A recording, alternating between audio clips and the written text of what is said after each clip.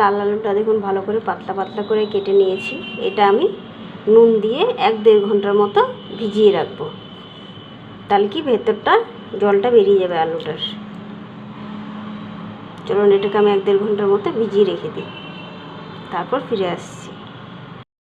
এখানে দেখুন আলুটাকে আমি জলে ভিজিয়ে রেখেছিলাম, সেই আলুটা ভালো করে জলটাকে ঝরিয়ে নিয়েছি। এবার এটাকে ফ্রাই করে নেব। চলুন দেখুন, এখানে আমি সাদা তেল গরম করে নিয়েছি ভালো করে।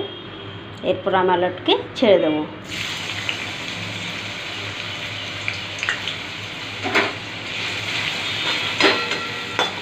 যেমন আলুটাকে ভালো করে লাল লাল করে ভেজে নিই। দেখুন আলুটাকে ভালো করে লাল লাল করে ভেজে নিচ্ছি। এবার তুলে নেব। নাড়িয়ে নাড়িয়ে এরকম করে ভেজে নিতে হবে। এই দেখুন আমার মতন এরকম লাল লাল করে ভেজে নেবেন। আলুটা দারুণ লাগবে। একবার করে খেয়ে দেখুন, যদি ভালো না লাগে কমেন্ট করে জানাবেন। অসাধারণ লাগে এই আলু ভাজাটা, ডাল ভাত আর এই আলু ভাজাটা, ওফ অসাধারণ।